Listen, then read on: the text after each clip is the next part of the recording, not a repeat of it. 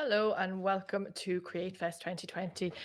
Tonight we are brought to you by Waterford Cultural Quarter in association with Creative Ireland and funded by Waterford City Council. Make sure to comment on Facebook Live or on Vimeo if you want to ask those questions to our panel tonight. And tonight, this is one I've been really looking forward to, I suppose because of my own interest in music, but also because I've worked with these three guys. They're gentlemen and they have a wealth of knowledge and experience in the Irish music scene, that it's really fantastic to have them with them. So we have Joe Clarke from CWB, Brian Kennedy, musician, and Dahi O'Droney, musician and music producer. Guys, you're very welcome tonight, and I'm just going to jump straight into it, and we're going to get the first question out of the way, because I think people will really want to know how. Brian, I'm going to ask you first. What were your first steps into the music field, and what brought you down the career path that you have found yourself on? Do you know, it's interesting. I suppose I'm the epitome of a kind of a natural singer. I never had any lessons. I didn't know any other singers really. But from a little kid, I used to apparently harmonise with ambulances on in West Belfast where I grew up on the Falls Road. So there'd be a lot of ambulances, and I feel like I should do that, like the poster though, that you're just showing off me, except I've got a lot more hair.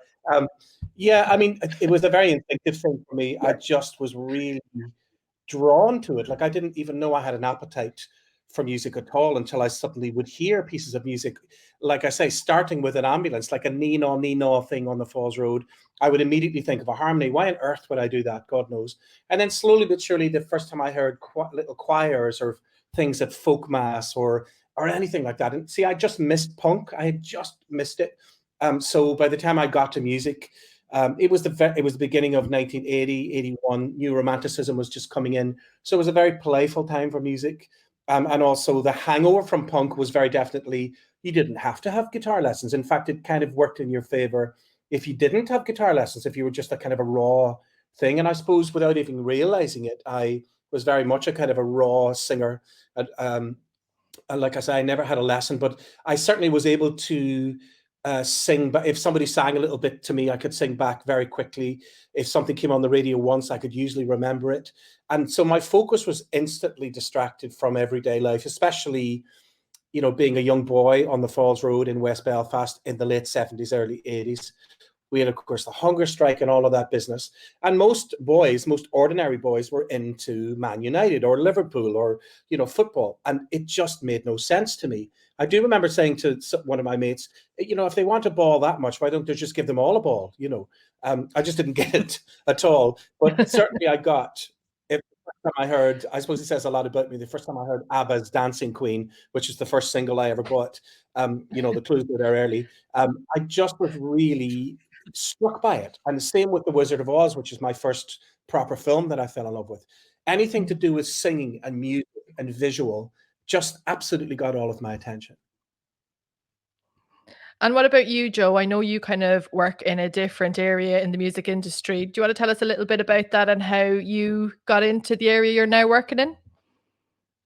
Yes, I would have always have begun. I would have done the fanzines when I was 16 and 17. I was sort of running shows when I was 16 and 17 as well. And then I kind of drifted into a little bit of music journalism for some English magazines. And then I was always promoting gigs, doing a lot of dance music through the 90s. And then from that, it kind of got into venue management. So I was in Waterford at one point, 2 points right around the Roxy in Waterford for a while, and I ran south in Tramore for another while. So it was always in and around music. And then I suppose that was the kind of the day job. And then there was always a band or a project or something else going on alongside it. And the jump into kind of full-time management would have begun with the Rubberbandits around 2009, 2010, when that really took off. And from there to the Stripes, and then to kind of setting up the company kind of formally and launching the record label. And then from that, I suppose one of the main things is it's very hard to do one job within this industry. You have to do a couple of different things in and around the thing that you really love. So I really love, developing A&R, developing a band, bringing it forward and making it there. I'm bringing it all the way to, increasing the profile over a couple of years. But in that time, I'll also have probably run 2 festivals, done loads of corporate work, done other bits and pieces in between to keep that thing going, you know? So that's pretty much it. It's just avoiding a real job since 2010. My motto. And what about you, I hate Dahi? it. Like on what Joe's in there, about us all kind of having extra little bits. You're a musician and a music producer. So how did you come about this? Yeah, I started my family were quite musicians kind of filled. My grandfather was a very well-known concertina player, so when we were young, it was kind of just expected of us to kind of pick up an instrument. But I picked up the fiddle when I was younger, and I kind of treated it as a thing that I kind of had to do. And like, it was, I think a lot of people have that experience of kind of having to learn an instrument when they're younger and stuff. And it didn't really kind of properly click for me until I started kind of going to secondary school, and I started kind of getting into bands and stuff, and I was playing bass guitar and stuff. But for me, for a very, very long time, it was very much a like a thing that you would do for enjoyment. I never kind of thought that I could do it full time. I got into doing TV and journalism and stuff like that, and that's what I went to college for. And during that time, one of our lecturers was kind of saying, well, if you want to see like what a kind of a real kind of TV production system works, you should go and check out this thing called the All Ireland Talent Show. So myself and 2 or 3 of our mates went down, and I brought my loop station and a violin, which I'd been doing in like house parties in the middle of Connemara where I was doing college.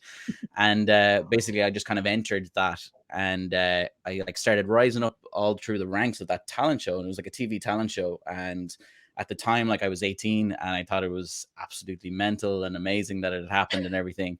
And I like, out of nowhere, there was suddenly this moment where I was kind of in the final of this like TV talent show, which I think most people have seen some version of it before. And like, it was a really weird moment because it was kind of like, I didn't really think about it until it was actually happening.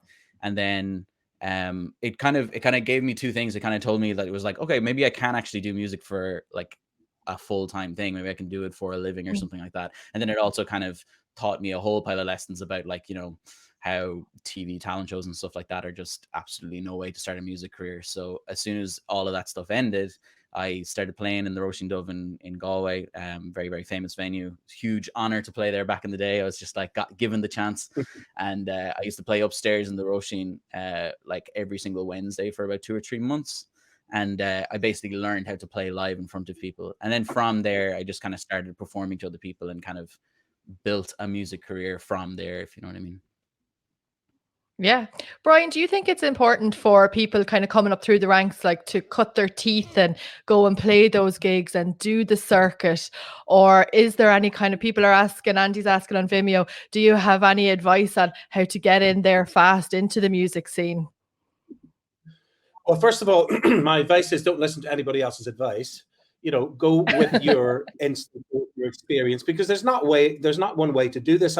I think the disservice that, you know, as Dahi was saying, that talent shows do is that they make it look so easy, and certainly for the very small few, that is true. When you're, let's say, a member of you know, a young singer, you show up at an audition, you end up auditioning, you end up in a band called One Direction, and then you end up selling out stadiums within about a year of having never done that before. So those things are very, you know, few and far between, and they're also not real. You know, I mean, certainly back in the day, like anything, like Dahi said, you know, cultivate your instrument. You know, it's really important to get up there and play to 3 people and have to make it happen.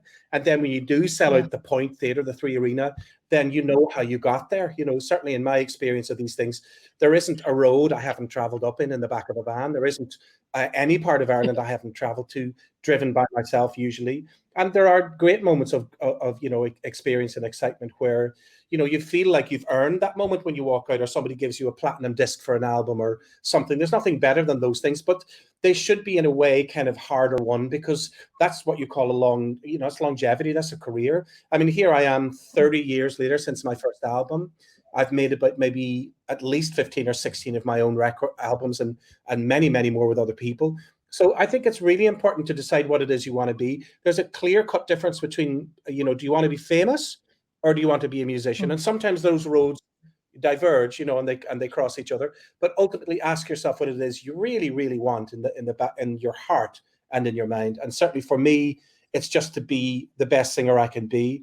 And great fortune I had to work with somebody like Van Morrison, who would always say to me, "You're only as good as your last gig," and I that's a good mantra for me. Yeah. Joe, I know that from the A&R kind of perspective, for people who are starting out and the musician career, what should they be doing? How should they get in touch with a person like you? What's the avenue to get to somebody like you and get you to hear their music? Well, the short answer is I'm looking for stuff all the time. So if I don't find you, if there's either something wrong on my side or you're not doing enough on your side, that's the line normally, is that, when do you need a manager? When one comes to you. But I think to kind of echo back on Brian's point, one of the things to look at is like, what does success look like for you? What do you want to get out of something? And I think lots of people start careers blindly, and sometimes you can get lucky at the start, you can get a little bit of success, and then it gets harder on the second single, or by the time the album comes, it becomes difficult.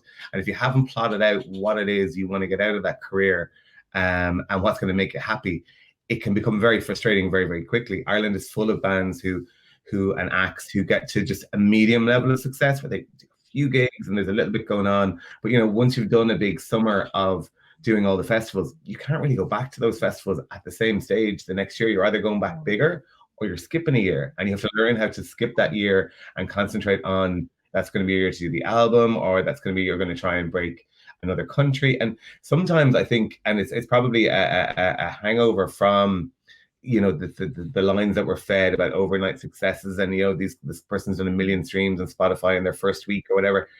That's 1 in 1,000, that's 1 in 10,000, for every one of those, there is lots of other people who release their single, and they do, and and to be happy going, look, I got 1,000 listens in the first month. That's 1,000 people who engage with your music, and take stock of that and go, right, how can I build on that, and how can I work on that? And I think one of the big things that's probably missing in Ireland is the education piece around that, because we don't have a huge Indigenous music industry of our own. There isn't an awful lot of young managers. There isn't enough of other people coming through. And even now, there's still that kind of thing of signing to a label in the UK, signing to a manager in the UK, or all that is, kind of the little goal in the back of lots of people's minds, And I think that's part of one of the reasons we've set up the Association of Independent Music Ireland, is to try and foster that,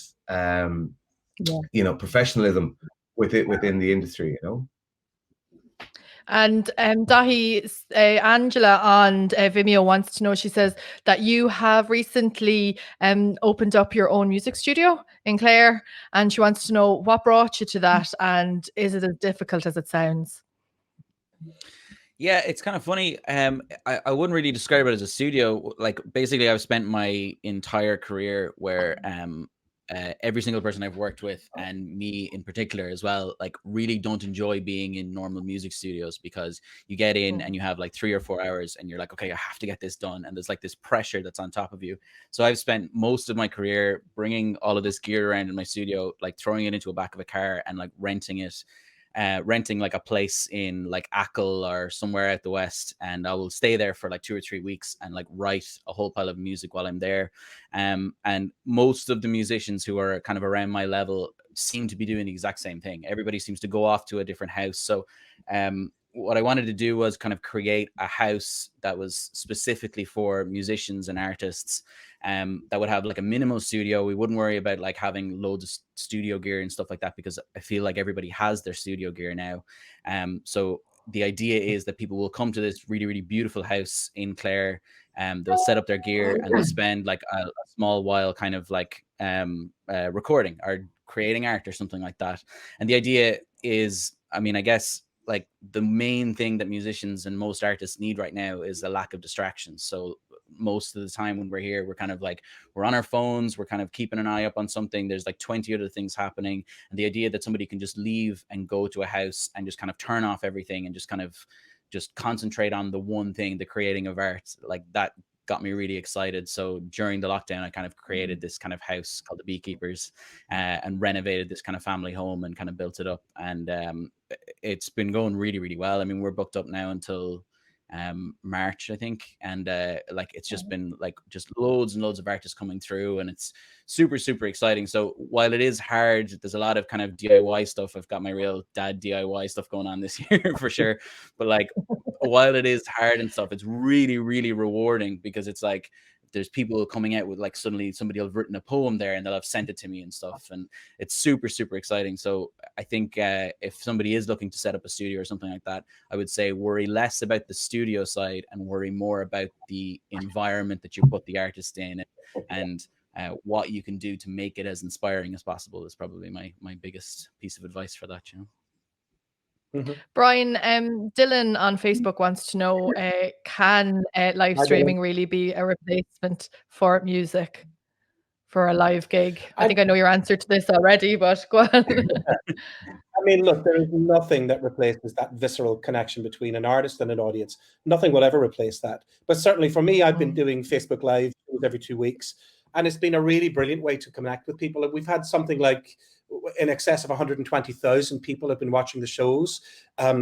So it's certainly a way to connect to people. And I understand, in my mind, I use the internet and I use computers as an instrument these days. I think of it as a modern instrument, you know, and so it's certainly a wonderful modern way to look down the lens, like I am right now, looking to you and looking to the people who are tuned in. So I do feel some kind of connection because I know people are watching. But I mean, look, we're human beings, you know, we have, excuse me, these things called instincts and those things. And those things are heightened by the experience of being with another person in a room or hundreds of people. I mean, there's nothing like, you know, standing there in a venue, having written a song, maybe in a tiny room, like Dahi is saying, in a small little room, and you write these words, and then suddenly you transfer that experience to, you know, a venue like Vicar Street or the Olympia, and the whole audience are singing back to you the words that you wrote yourself at a different period in your life. So how on earth can technology or anything like that replicate that? It can't really. But at the same time, I think we are on the right side of technology in terms of lockdown. Thank God there's technology like this that we can reach out to people and speak to people, whether it's a family member or whether it's complete strangers like tonight who just have questions about our particular experiences in the industry. So I'm thankful. So it's a kind of a dichotomy of an answer. On one hand, I'm really thankful for Facebook Live, and I'm going to continue to do it very soon. But as you know, especially in Waterford, when I've played many times, there's nothing like being able to reach a live audience and also surprise yourself and surprise an audience in the same breath. Dahi, what's the most important thing to you when you're performing? Is it the engagement with the audience, getting your music out there? What do you most enjoy? God, it's a really good question. Like there's loads of things that are like really amazing about playing live. I when I'm playing live, I try and do this thing where I'm kind of improvising a lot of the stuff. It's a little bit different from say Brian's, where like I have a load of the elements like that are available to me, and then I kind of make it up as I go along and try and kind of keep an eye on the crowd and how it builds up and stuff. So I think the parts that are the most the most in like that I get the most enjoyment out of is probably when you've synced with the audience, where basically there's this moment where the audience just kind of clicks in with you, and there's nothing like that. And I think every musician has kind of experienced that at some point, where it's like suddenly there's like this kind of connection between the two people, and it kind of carries on from that question that you just asked about the live stream. Like it's very hard to get that from a live stream. So those are the best moments. I mean, I honestly, I really enjoy the kind of the social aspect of it as well. I make pains to try and travel all over the country and try and build up audiences all over the place. I really don't like the idea of playing in like 3 cities in Ireland or something like that.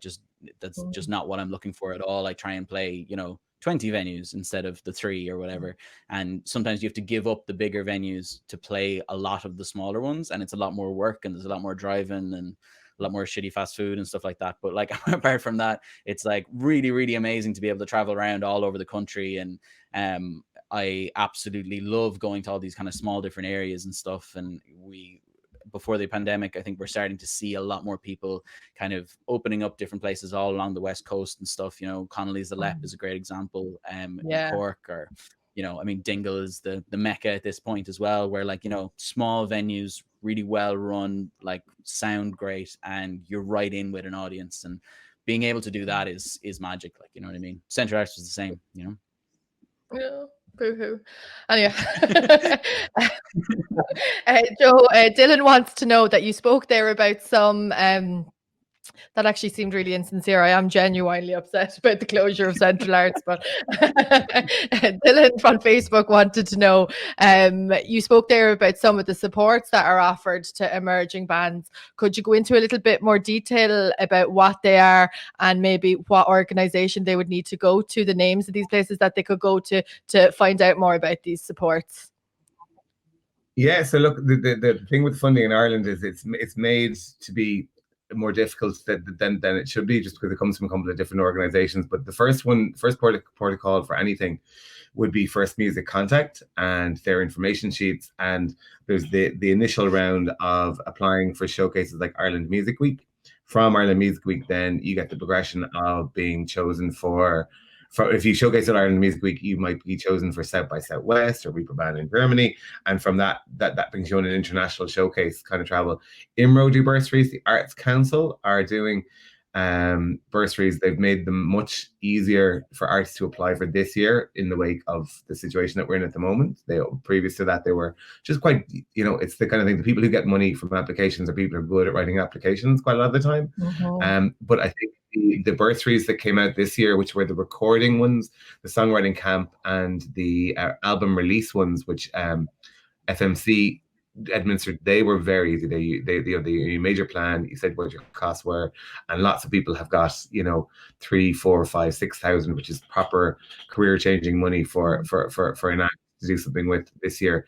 And the hope is that those will become something that can be applied for every year. They won't just be in an emergency situation like we're in now, but they'll be there all the time, and they'll you'll be able to frame your career around that, because it's there in other countries, in Germany and things like that. You go to the local arts officer, you say, hello, I'd like to record an album, I'd like to do it here in Berlin, and they go, okay, that makes sense, you're going to spend money in this local the economy. There's 3,000 euros, give us the receipts and off you go, and it happens that easily.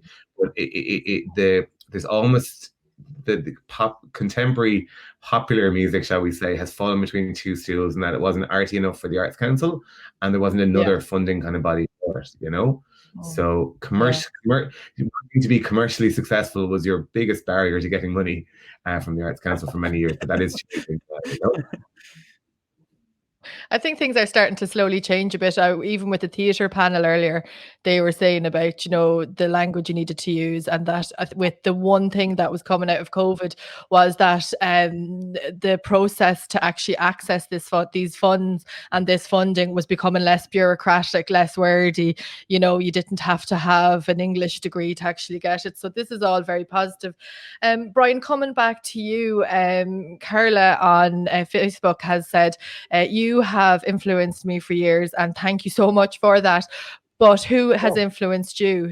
Who are your influences? Well, that changes from year to year, but certainly, interestingly enough, in the very beginning, it seemed to always be women.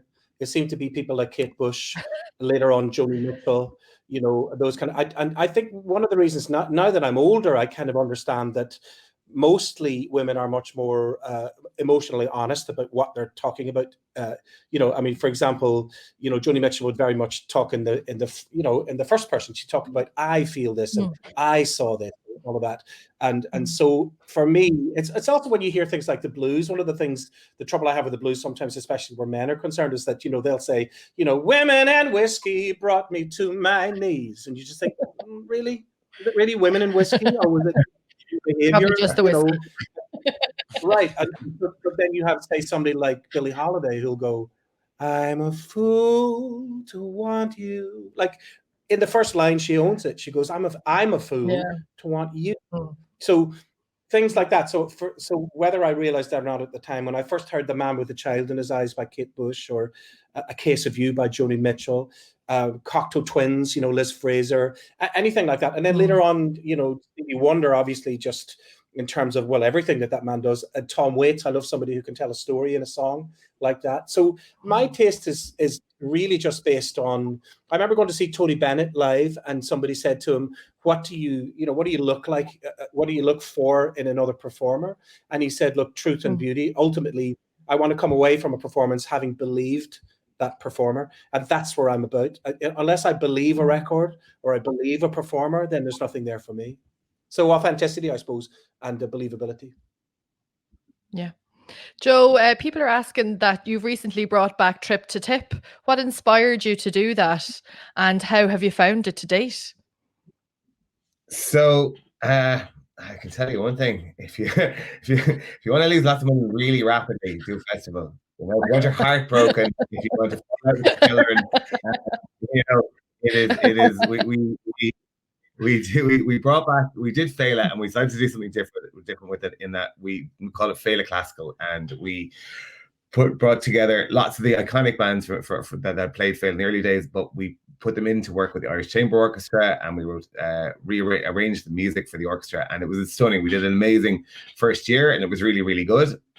And I suppose we and this is one of the big learning curves, certainly for us as a company, was thinking that that Ireland was big enough that on the back of selling 20,000 tickets the first year, that we'd sell 30,000 the next year, when in fact we probably sold 8,000 or 9,000. You know, we should have taken it. The first year was a one-off, and that we were starting from scratch again, and we didn't. And we doubled the lineup, and we doubled everything else, and we Sinead O'Connor with the orchestra, and we put together the surviving members of Thin Lizzy, and we did all this other stuff.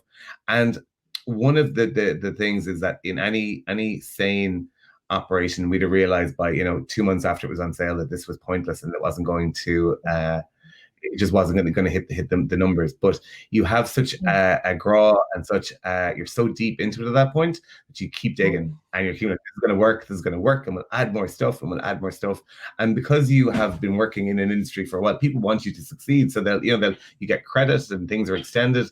So one of the big things that we learned from doing a festival is we're never doing it again unless we have all of the money that we would need to have if no tickets are sold in the bank before we start, because credit is an awful thing, and it means that, so rather than being able to look at it coherently and go, you know what, this isn't going to work this year, let's pull it and write off X figure, you go all the way at it for Y figure, and like down to the point of I didn't even get to see the performances because I was too busy, in an office arguing with the Portaloo man about saving €100, and that knocks you, it really does. And now, that said, we were still full of bright ideas to do it again this year, so you bounce back reasonably quickly, So Joe, what does keep you coming back? Like, what is it? Like, as you said, like, there are these knocks in this industry, and this is a question for all of you, and we've all had them. What is it about it? To you first, Joe, and then Brian, and on to Dahi. What is it that keeps you coming back to this? I think to bounce back to what Dahi was saying about turning down the big gigs to do the 20 small gigs, I think, and probably this year has been challenging because you're not getting those little highs. I'm not getting to stand at the side of the stage in the Academy or the Olympia or somewhere with a band that we've worked with, who we've taken all the way from, 100 capacity up to this, and going, you know what, this is working. So you're not getting that visceral kick, of it, and you don't get that from Spotify streams or whatever else. It is always going to be live where it lands. So this year has probably been the most difficult one for that. But to answer your question, that's what it is. It's when it all comes together. And I always remember the first we did it, every time we did a Rubberbandits show for the first 2 years, it was an entirely new set every time. It was the whole skin of the teeth operation to get the show done. And I remember when we came out of a show in the Twisted Pepper, and we were driving up the road at like 11:30, and myself and Paul Webb, who managed them with me at the time, looked at each other and were like, something we've forgotten. We were like, no, there's something really wrong. And he's like, no, we just got good at this. That's all that happened. We settled into a pattern, we done the show, and we had moved on. We hadn't put it all together. And that's what you live for. You live for when it all clicks, and you're like, that was great. And you get up the next morning going, I can't wait to do the next thing. And what about you, Dahi? When did it click for you? When did you realize you had it all together? Or are you still waiting? I definitely have it. I think there's like there is a genuine like an identity thing built around it, to be honest. Like, I genuinely do think there's like a kind of like I don't know when it happened, but I've just always felt like that this is what I'm going to do kind of forever. And I think most people know about it, and it's like, you're always trying to become like the like a little bit more and a little bit better and a little bit bigger or whatever, and you're always trying to get a bigger venue and stuff like that. But I think as you get older as well, you start to realize that it's like the real value is the thing in like, well, am I happy playing music? Is that like still the thing I want to do? And like, am I still getting those thrills out of it all the time? And for me, that's absolutely it. Like, I mean, this year has been so weird for me because like, I don't know, time doesn't exist anymore, because I used to build my time around like during the summer, you would go to however many festivals, and then you would know when summer ended, when like when Electric Picnic would end. And like, like, so my entire like understanding of time has been completely like removed. But like, and I was quite worried kind of in the middle of the year about whether or not like, I was like, oh Jesus, am I just gonna like fade off on music because the stuff isn't there? But like, there is still something that's kind of there, like inside me or whatever, however like weird that sounds, but like it's still definitely there. And I think there's like a real like identity thing no matter what. So yeah, so for me, I think it's a real identity thing, and like you work your ass off to do the thing that you really want to do. And like, I don't know, most people, like, I mean, I'm up on 30 now, and like for my entire 20s, every single person I knew who was just like, oh, I've no idea what I want to do. And the only people who really knew what they wanted to do was like musicians or artists or guy doing video and stuff like that. So like, if you have something like that, you are like incredibly lucky, because like there's a lot of people out there who are just like, oh, I have no idea what I want to do. I don't know what I want to do with my life or whatever. And like, you can get a job, but like if you're a musician, you're always a musician, and that's like a thing, if you know what I mean, you know? Brian, did you ever think about getting, as they say, a real job? Or and when did it click for you? When did you realize that you... Go on. You go on. When did you realize that, you know, this is it, it clicked for you? Go on. Well, I mean, like, first of all, Joe, I was quietly raging you didn't ask me to do the Feile. You know, I played the very first one, but I was a special guest, so I think it was on the poster. Yeah, no, I didn't. Drama. Well, no, it's all right. P.S. Congratulations. I think it was a massive success for you, the first one. So I was really excited to see that somebody had that vision. It was a really beautiful idea, I thought. But you know, I'm in this for the long run. You know, I didn't start off. I started off as naively as you possibly could, and I think sometimes naivety is a fantastic tool to drive you forward. Now I've been through, you know, several record deals and have toured most of the world, and thank God I've been able to tour with people like, you know, Van Morrison, Joni Mitchell, Bob Dylan, those kind of people. And you see artists at that level. And I'm only name dropping because it's important to see an artist who came from a particular time, who's still creative and amazing. I mean, Bob Dylan has just had another #1 album. You know, here we go. You know, so I love that there are artists out there who kind of are showing the way, you know, whether it's, like I say, somebody like Joni or even Kate Bush, who reappeared suddenly. I went to that show in London.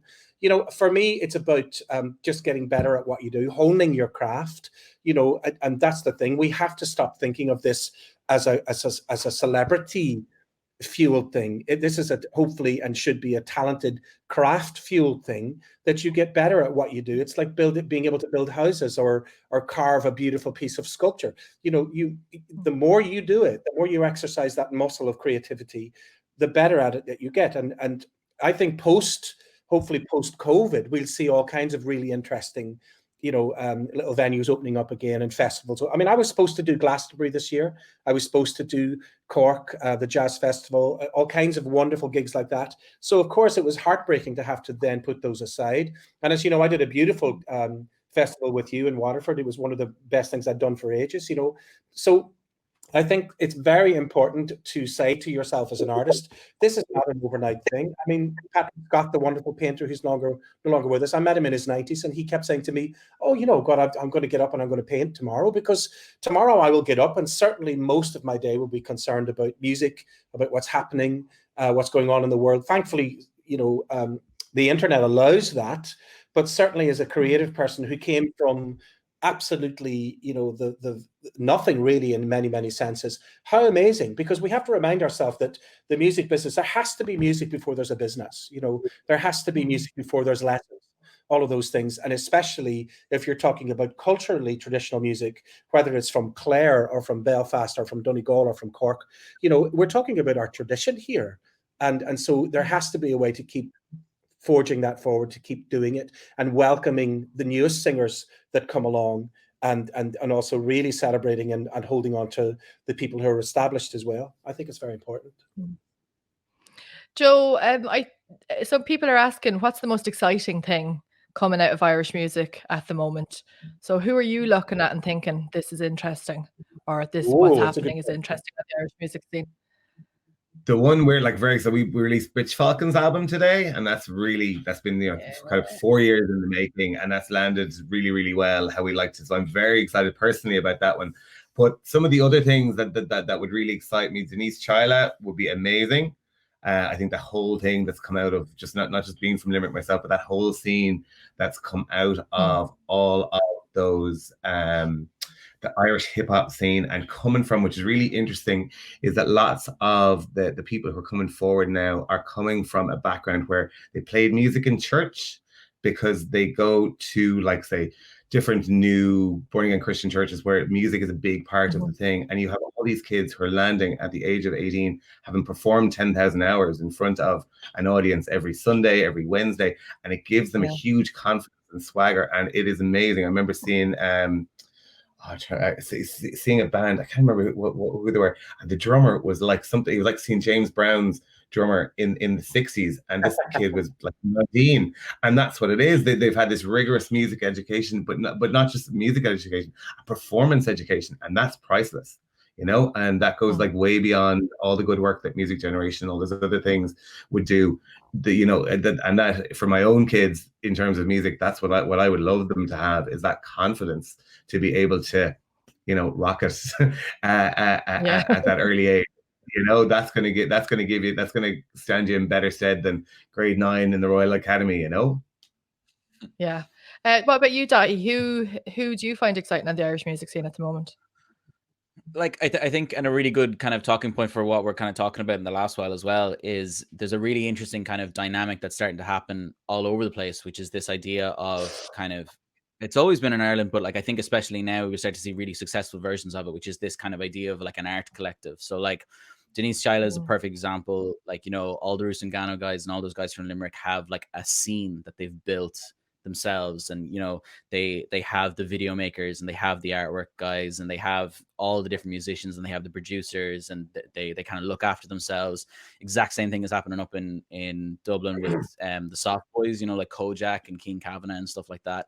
And like any person who's kind of asked me about kind of how to get started in the music scene and stuff, like it's now more important than ever to do this thing of creating a scene around all the people who are into the same art that you are, you know what I mean? Because if you have somebody who's interested in video, and if you have somebody who's really good at artwork and stuff like that, and you have like 5 or 6 producers, and you have like a whole pile of different musicians, and everybody comes together, they are so much better than the sum of their parts, and everybody learns from everybody else. And for my money, that's how all the really amazing artists who are coming out at the moment are kind of built. It's like all about this thing of like, hey, I really like what you're doing, can I work with you and stuff? And like, being an independent musician is 90% trying to keep the costs down. So the main thing is like, is if you can do your own videos, or if your gang can do the video, or if your gang can do the artwork, then that's like cutting off all this cost that's prohibitive. So like, if you can come out with your crew and like really, really show that like everybody has this like amazing kind of artwork and idea and stuff, and that's the way forward for my money, And you, Brian, who are you into these days? What are you listening to? Well, there's a girl from Derry called Soak that I really like, that she's been around for a good few years at the moment. I really, really like what she's doing.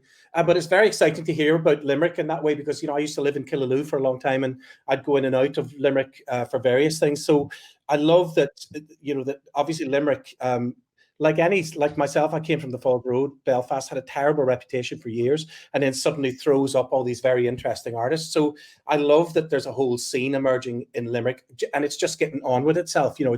That's just happening anyway. So I love that that's happening. And I look forward to hearing. Are we going to put up links to any of these artists that you've just mentioned, you guys? Because I would love to see. Yeah, we should do. That would be brilliant, because I'd love to click on the link myself.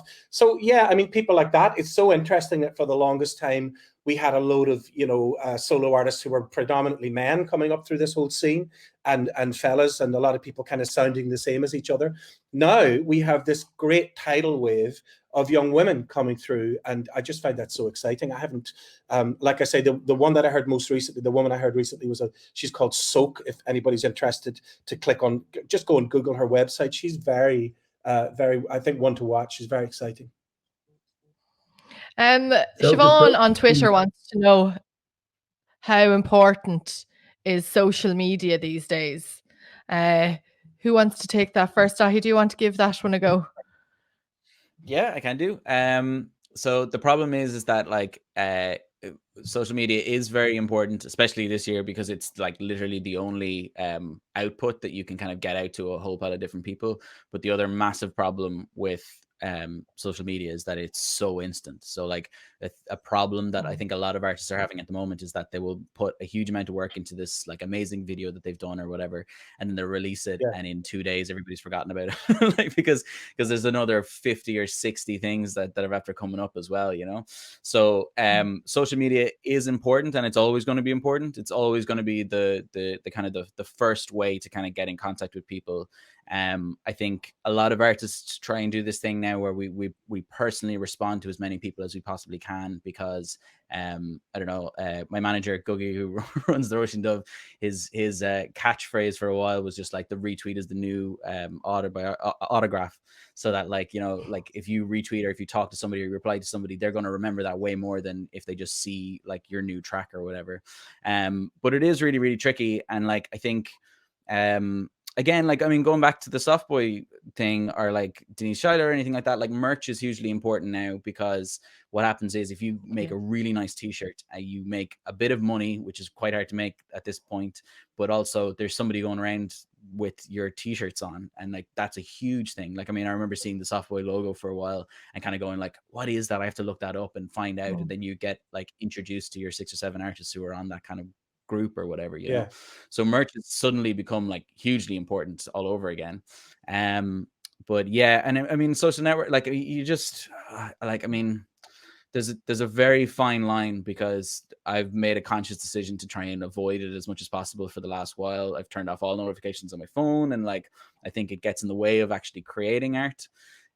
So I think you need to kind of do a thing where you kind of set aside a certain amount of time for it, and then the rest of the time you just kind of leave it, because you don't want to get into the stage where you're judging how well your music is doing based off numbers, like how many likes you get on Instagram or stuff like that, you know, because it's just an unhealthy thing to do.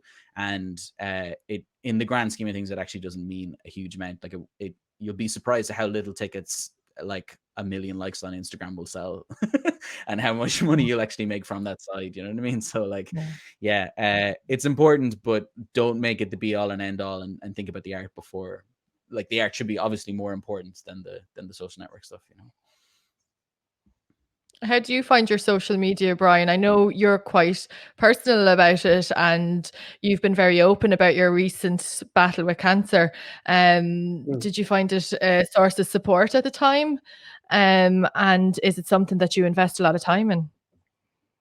I love what Dahi said, that a retweet is kind of like a modern day autograph. That's a good way to think of it, I think. Yeah, I mean, it's a way to be able to keep in touch with people when physically you're just not able to do it for yourself. I jump between Twitter, Instagram, Facebook, all those things. I'm more of an Instagrammer because I love the idea that a picture just tells a story. And not only that, I'm not telling somebody how to experience that picture. It's just a picture I might put up. I might say a few words about it, but it's definitely up to the person who's seeing it to decide what that picture might be about. Sometimes hysterically, they get it so wrong, it's hilarious, or they'll maybe do an interpretation on a photograph that I'd never thought of myself, So especially when you throw up, recently a throwback picture from last year, and somebody comes straight on going, "Oh my God, you're not social distancing," and I'm thinking, well, that was a year ago. Calm down. I'm just throwing it up.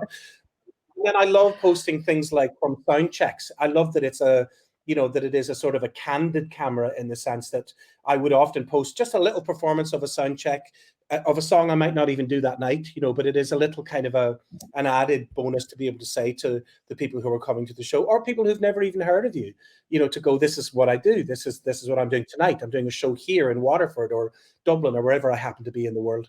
So I love social media for what it is, and like anything that's new, we're still finding out the power of it and the powerlessness of it. In terms of my cancer battle, I was very glad of it because I was able to just post one message, and that was good enough for most people who were interested in what was going on. It's exhausting, that kind of thing, and also new music coming up, and also being able to, for the first time ever, post an all clear scan and say, look, just to let you all know, I've had a scan today and it's all clear. So instead of having to, type loads of messages to loads of different people, it's one hit. And most people find out that way. Now, the downside of all of that is that's sometimes how I find out if somebody's passed away that I knew or that I'd worked with, or then that can be a wee bit of a shock.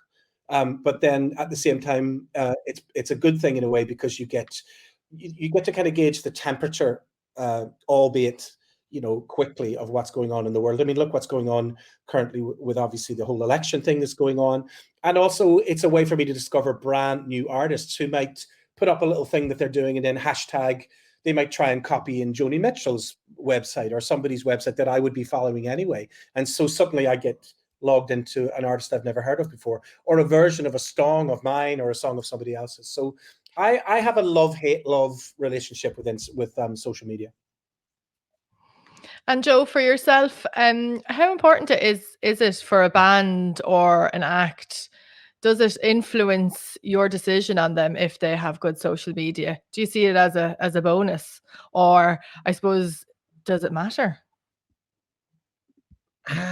I think it shows that they have a respect for their fan base and their audience, and that they're happy to kind of create content and put it out there and get into it a little bit. I think there's sometimes a reluctance by bands to do anything other than kind of quite oblique kind of posts going, our singles out Friday, whatever. That won't cut it, to be honest with you. You need to do it more. But I think it's important. So on the other hand, then some people are, oh my God, we've got 100,000 likes on Facebook, but they wouldn't sell you 100 tickets.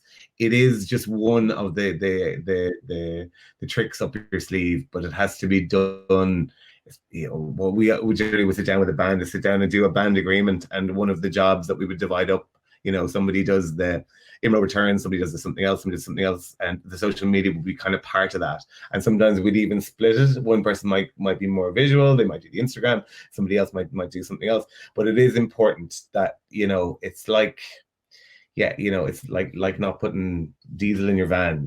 You will run out of road if you don't have a social media plan, at least. And it doesn't have, it's interesting that Brian mentioned Soak. So she's really interesting as a modern success story who has very much done it on her own terms. And I wouldn't think her social media in the early days would have been what she would have thought for somebody who was as hotly tipped as she was. But over time, her personality has come to the fore, and it matches her music and it matches her image. And it's a real ingrained part of what she is. And I would say the same for Dahi and the same for Brian's. And lots of bands do it really well. And I think some people, some of our artists would struggle with social media. They just literally, at the blank space, it would terrify them. So what we do with them is we would use something like Hootsuite or something, and sit down once a month and say, right, let's schedule this, and this. So at least it's up there and it's going, and you do, all the old tricks like Throwback Thursdays or on this day last year I was in, but you just plan it. And then you don't have to touch it again for the month if you're not social media kind of native, but you have to have a plan for it. While we have you there chatting away, Joe, what do you call it? People want to know, is it important to have a manager, and what does a manager agent actually do for the act? Explain yourself. So the important thing to remember is that the manager can only amplify the talent and the desire that's there within the act. You can't be a stage mom for an act that doesn't want it. So I think the important thing after you might do an initial couple of months with an act, and everybody feels each other out and works out, does everybody's temperament match each other, and then you need to sit down and work out, what are our goals going to be? What do we want to get out of this? Do you want to do this? Do you want to do that? And quite often with bands, at that point, within the band themselves, they'll have that conversation, and someone go, oh, well, I wouldn't possibly. The one we always throw out to people is like, well, if in the morning a tour in Australia came up, would you drop everything and go to do a thing? And someone might go, oh, well, I'm not, I'm saving for a house, or I'm doing this, or my job is very important. And then you kind of figure it out. And like the band will always have their talent and their thing that they did. Whereas we'll just have a load of fucking wasted time that we spent on a band that didn't have. So we'll be quite rigorous after the initial. that initial honeymoon period, you know, kind of going, is this you want to go? And we'll walk away from lots of things around about that point, you know, and we'll keep checking in with people as they go. So I think that's the important thing, is we can own the manager or the agent or the record label can only amplify a talent and a work ethic that are there to begin with. You know, it can't be dragged out of people. You might pull it out of them for one album, you might pull it out of them for one tour, but eventually it'll run out of steam. And I already have 3 children. I don't need any more. So that's how I look at it. You know? The voice of experience there, if I ever heard it. Dahi, with yourself there, obviously I didn't really want to talk too much about COVID tonight, because I'm sick listening to it, and maybe some other people aren't, but I am. But people are asking, with COVID, how has it shaped your creativity, and what is the plan for when we come out of lockdown? You know, what are you going to do? Where can they see you? Is there anything coming up? Well, first of all, the plan is hell for fucking leather. We're gonna go and play as much as possible. But I over the pandemic, it was super weird. Like I was in Vietnam when the lockdown came in. I was playing for a St. Patrick's Day gig there in Ho Chi Minh, and we had 2,000 tickets sold, full of just Irish expats who were going to come to this show, and the whole thing got cancelled when the COVID thing came down, and then I had to like panically go back to Ireland as well, and I had 7 international gigs lined up for the year and stuff, so that was my big aim for this year. So that ended up, and it's funny, like, I think most people have kind of heard this already as well, where people were like, oh sure, isn't it great, now you've loads of time to be writing music and it's fantastic. But like what people don't realize is that I live with my partner here, and like you're trying to support each other, and you can't just like kind of disappear and stuff. You're trying to kind of, nobody can force you to write music, and a pandemic is certainly a bad way to go about writing music, so instead what I started doing was I got extremely lucky. Just when the pandemic kind of kicked in, I got approached by 2 different short films to do the score work for that. So I started doing kind of score work and kind of like writing stuff for that, and I'm still doing that now. I'm working on a TV series at the moment, so I was able to do stuff that wasn't like gigging, that was able to kind of keep me going. And then of course the Beekeepers then was like my big thing, where basically once that lockdown kind of came in really, really solidly, I absconded to Clare as quickly as possible into this abandoned house and just started like painting decks and sanding down furniture and doing all the painting and all sorts of stuff. So for me, doing something with my hands was a really, really good way to kind of like get over that initial, like, I don't know, I felt a bit useless, like, you know what I mean? Like, because your entire kind of identity is built up around this idea where it's like, I play music, that's who I am, that's what I do. And when that isn't there, you feel a little bit useless. So that was a really, really good way to kind of get over it. And that was what I would suggest people to be doing right now as well, is that like, there's a lot of pressure to kind of doing as much as possible and stuff, but like, just, like level it out and just stay happy for a while and stuff, and it will come back. Like it absolutely will come back, and we'll be back playing very, very soon. And when we do, we'll be going hell for leather for sure.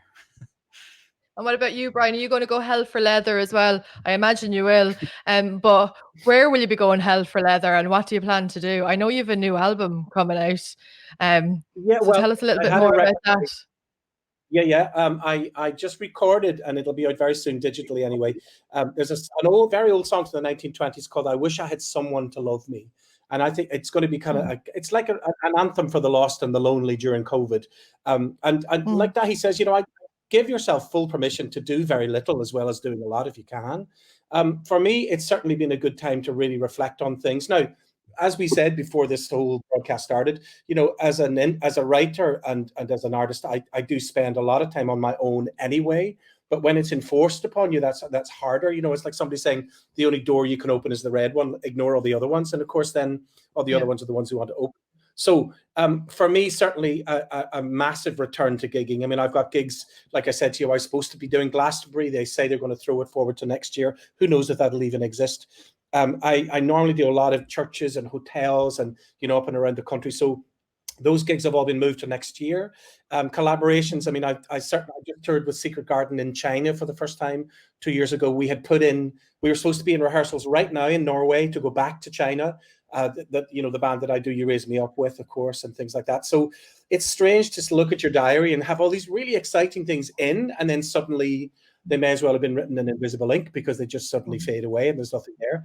I think it'll make me more determined to just keep pushing forward as an artist, to come up with new music, to come up with new records. I'm my own label at the moment, so I own the last 7 albums, anything like that. And management going forward, it's interesting to hear what Joe was saying. I had such different experiences. Like Simon Fuller was my manager for 13 years, who just, discovered the Spice Girls. He manages Annie Lennox, all of that.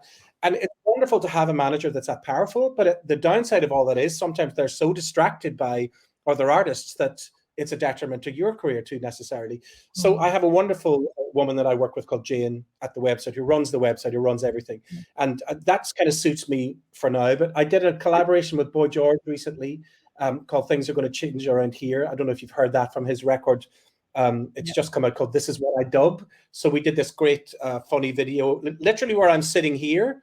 If you watch the video online on YouTube, me and Boy George, you'll see me sitting here, but with much, much, much shorter hair and a bigger beard probably.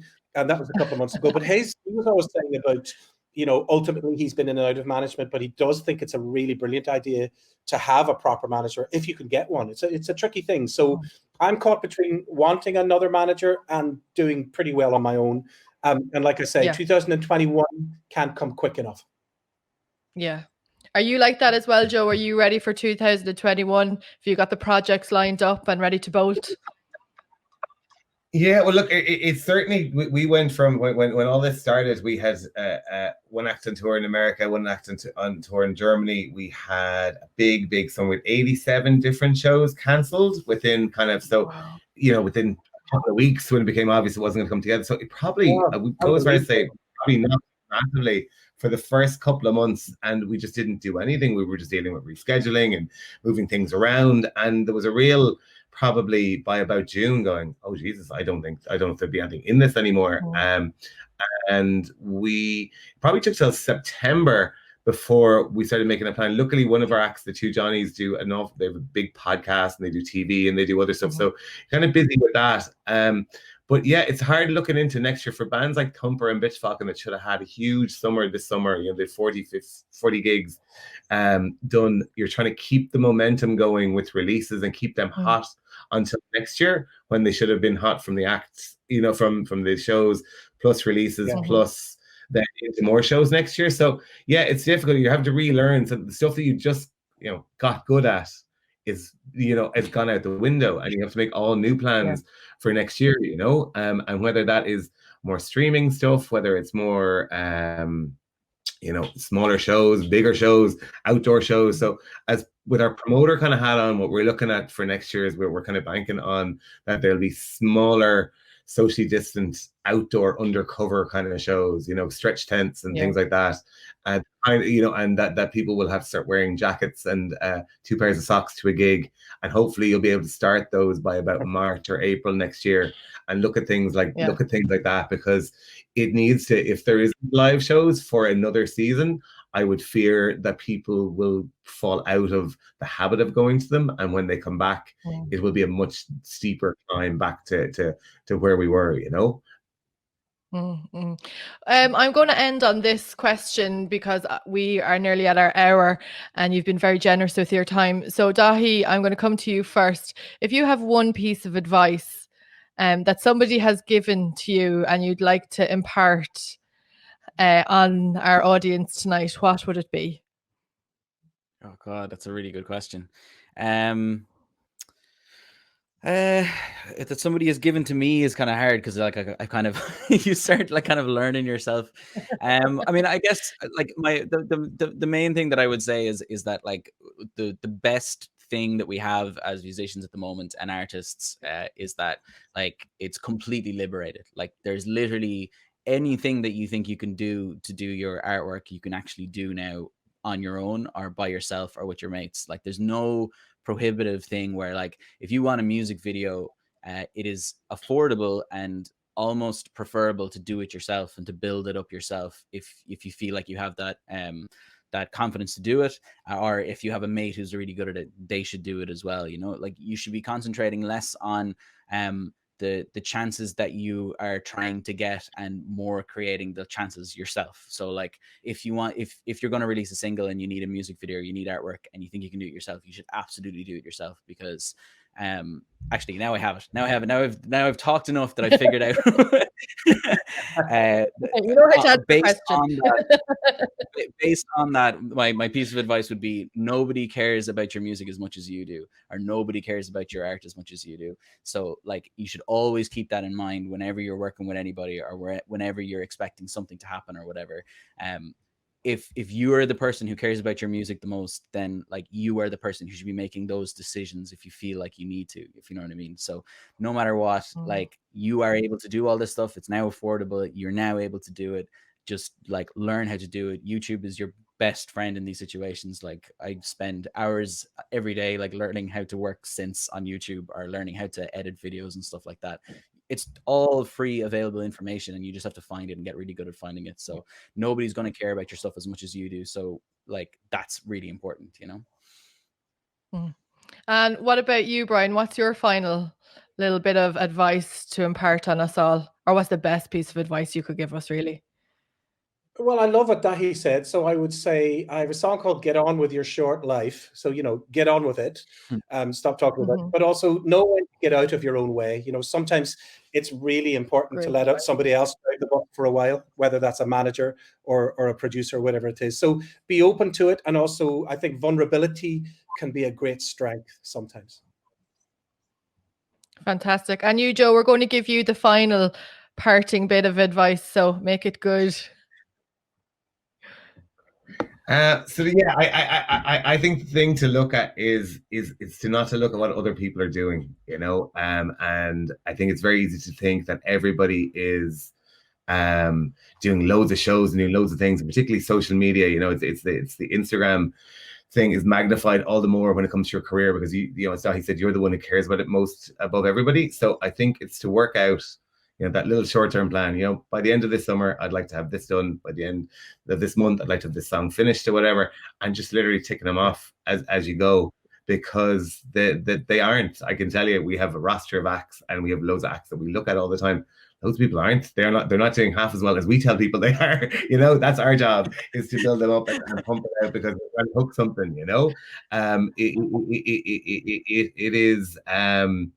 It is ultimately the loneliest job in the world is being a musician, and it is you have to learn to recognize when it's going well and reward yourself for that. Gentlemen, thank you so much. I didn't mean it that way at all. I said no. Actually, I didn't say end it on a high note. I just said a good note. Keep practicing hard to be in a limo and Sunset Boulevard before the end of the year. It's going to be all good. That's what I meant to say. That's absolutely perfect. Guys, thank you so much for joining me and generously giving of your time tonight.